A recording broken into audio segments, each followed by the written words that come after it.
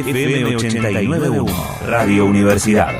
La tenemos en línea a Romina Del Pla para hablar sobre lo que sucedió la semana pasada en Diputades y también lo que va a suceder esta semana en Senadores y en el Congreso en general. Romina, bienvenida, ¿cómo estás? Tavo y Agustina te saludan. ¿Qué tal? Buenos días, ¿cómo están? Bien, bien, por suerte. ¿Hincha de quién, Romina? De fútbol. No, de fútbol. La verdad que no, sin mucho fanatismo. Digamos que tengo más simpatía por Boca, pero sin entusiasmo, te diría. Claro. Así que Le pregunto no lo esto. contaría como una hincha. Claro. Le pregunto esto porque Romina estuvo enganchada hoy un ratito y nos escuchaba hablar de los penales de River. Bueno, queremos hablar contigo por un montón de cuestiones, ¿no? Por un lado, la votación propiamente dicha, ¿no? De lo que termina sucediendo en la Cámara de Diputados y Diputadas y por supuesto también lo que sucedió afuera, ¿no? Digamos, con ese tumulto, con esas piedras que durante media hora no más volaron sobre el Congreso. Bueno, mira, claramente lo que ocurrió fue que se votó por parte de oficialismo y oposición un acuerdo de una nueva deuda con el fondo para pagar y por lo tanto legalizar la deuda macrista, ahora legalizada y pagada por el gobierno del Frente de Todos. Y también se votó, porque por más que digan que no y hayan reducido el articulado solamente a la autorización de esta deuda, también se votó el memorándum de ajuste que lo acompaña, porque por más que hayan sacado el artículo 2 y los anexos, cualquiera se da cuenta que no podría haber nuevos desembolsos si no fuera porque se van a cumplir las metas de ese acuerdo, porque los desembolsos del FMI están condicionados a sus monitoreos trimestrales de que se cumplan justamente todas estas exigencias. Entonces, tanto para los opositores y también para varios oficialistas que dicen, bueno, nosotros votamos esto para evitar el default, pero no nos comprometemos con el programa económico de ajuste, están mintiendo porque no hay nueva deuda si no es con el programa económico del ajuste. Esto hay que dejarlo bien claro porque el operativo que armaron para hacer pasar el acuerdo tiene una intención de engañar, digamos, a aquellos que estén distraídos, que tiene patas muy cortas, y en ese sentido hay que dejarlo en claro. A ver, lo que está contando, sí, le cuento un poco a la gente y te pido perdón por esta garganta, Romina, que digamos me cuesta mucho hablar, pero básicamente lo que cuenta Romina es que en algún momento el proyecto en su totalidad, lo voy a resumir groseramente, sí, tenía el que era, había que acordar con el fondo todo lo que explicó muy bien Romina, y el cómo, bueno, cómo se hacía. Finalmente, el cómo, entre comillas, como bien decía Romina, desapareció del proyecto en sí, y se termina, otra vez, entre comillas, votando solo el qué, claro, y no cómo se va a hacer para pagar, ¿no? Por eso Romina arrancaba por ese lado, ¿no? En la charla. La verdad que trajo mucha polémica, ¿no? Y sigue la polémica también en relación a este acuerdo. Y básicamente ahí lo que plantean ustedes en algún punto, Romina, históricamente es no pagarle al fondo, ¿no? Y por supuesto explicar muy bien hacia dónde se fue el dinero. Hay muchos y muchas que aseguran que esa tesis que ustedes proponen históricamente sería mucho peor para la Argentina y la región. ¿Qué le decís al respecto? Bueno, mira, nosotros en primer lugar no planteamos simplemente que hay que no pagar. O sea, por eso hicimos una fuerte denuncia y clarificación en relación a que no es la opción única posible ajuste o default. Porque nosotros no somos partidarios del default. Al default nos han llevado cada vez los pagadores y los endeudadores seriales. Nosotros lo que planteamos es otra cosa, que es un desconocimiento soberano de la deuda en base a una investigación que entendemos demostrará rápidamente que la deuda ha sido contraída para fugar sus capitales, ha sido contraída para el beneficio de algunos sectores de bancos y de acreedores muy puntuales, que son los acreedores de una deuda que en su conjunto, como bien se dijo en el debate, y era bastante llamativo porque en aras de tratar de justificar por qué había que votar, hubo algunos momentos bastante clarificadores, como cuando Carlos Heller, el presidente de la Comisión de Presupuesto, hace una pequeña historia de la deuda argentina y plantea con toda claridad que la deuda tiene un origen mayoritario en la dictadura, con la estatización de la deuda de privada. Martínez de Oz. Y lee el listado de... Sí, Martínez de Oz y Cavallo. Sí, Cavallo, por supuesto, sí. Y lee el listado de aquellos responsables.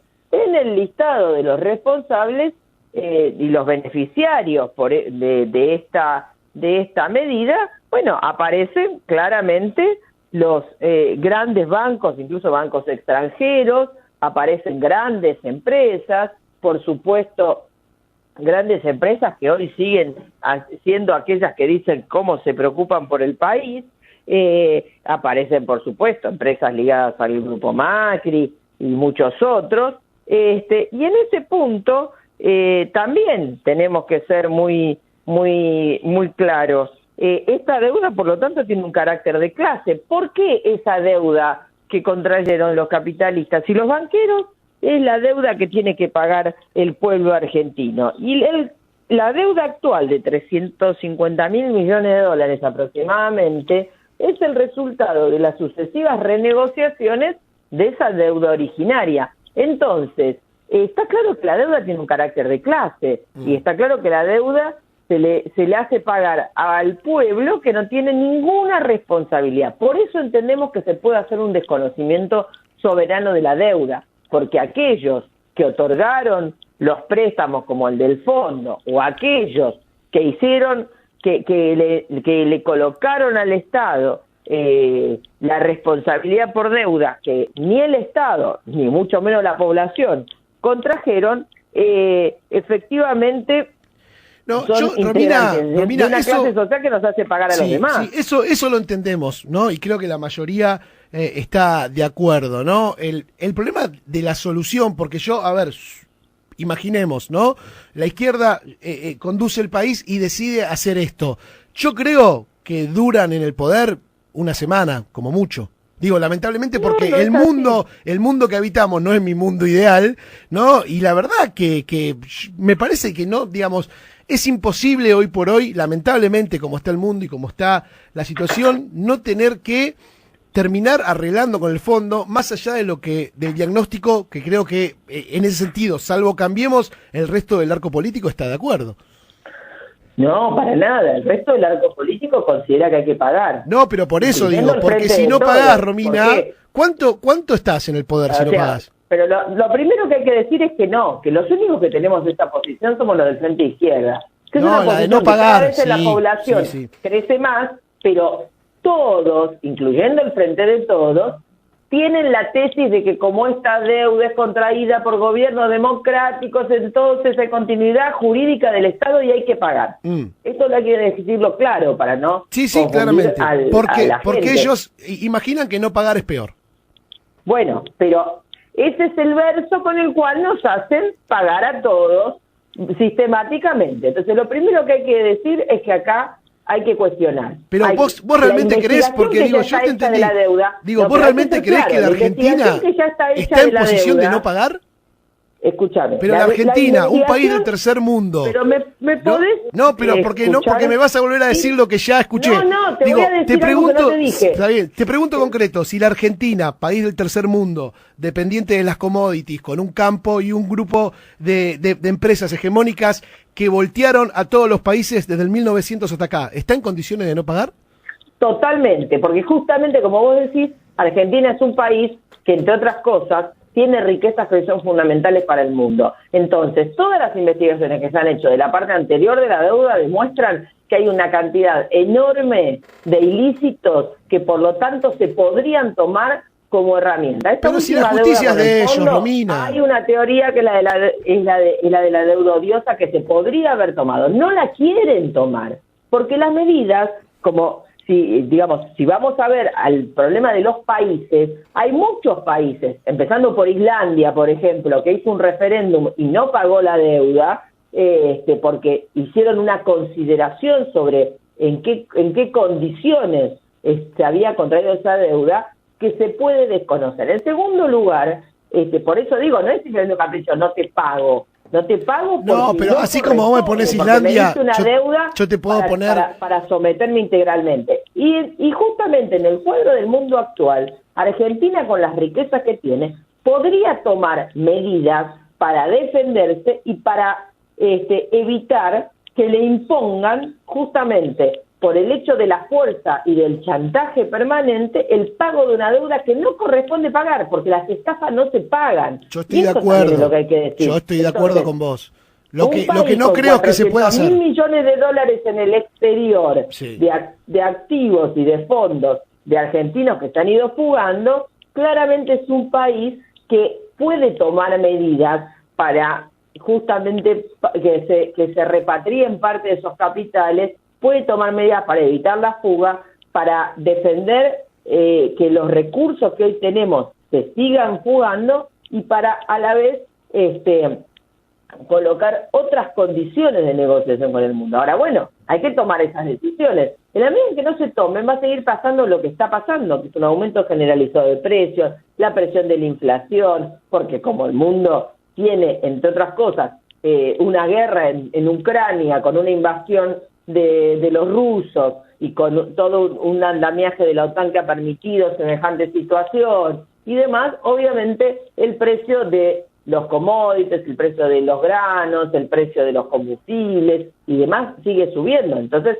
ya te digo que ese ajuste que se ha aprobado, que es brutal, va destinado a fracasar. Encima, va destinado a fracasar en materia de poder recomponer el cuadro de la economía argentina y poder garantizar no entrar en default. Entonces, de una buena vez hay que tomar medidas que vayan para el lado contrario, porque si no vamos a seguir siempre la misma.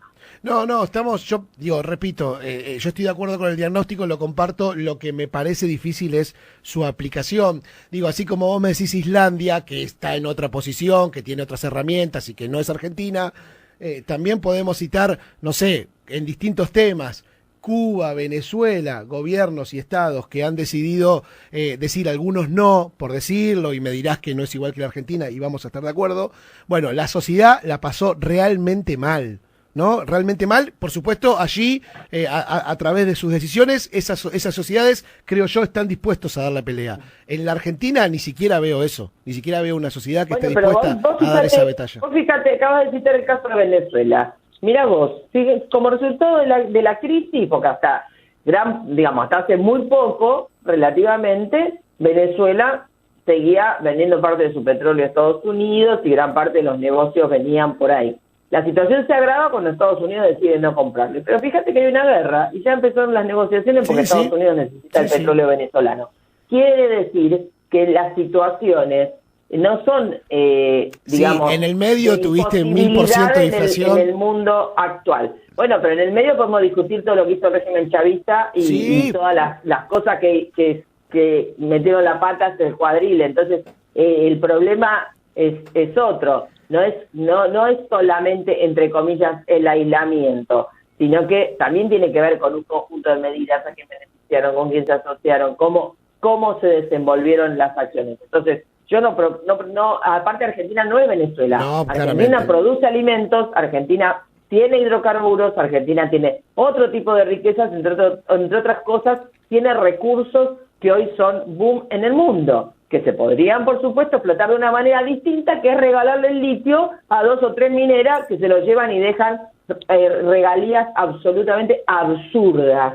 Entonces, me parece que el problema es que hay que repensar la situación e intervenir con otra orientación social y pensando en beneficiar a las mayorías populares, no en beneficiar a un puñado de empresas y de bancos, que son siempre los mismos, y que van creando esta idea de que no se puede hacer ninguna otra cosa que seguir beneficiándolos. Bueno, no, sí, se pueden hacer otras cosas. Esto es lo que hay que poner en el centro de la escena. No vamos a seguir en este camino. Romina, gracias como siempre. No, gracias a ustedes, que tengan buen día. Gracias. Hasta luego. Era Romina del Pla. Desde la Universidad Nacional de La Matanza, Radio Universidad FM 89.1. Siempre cerca.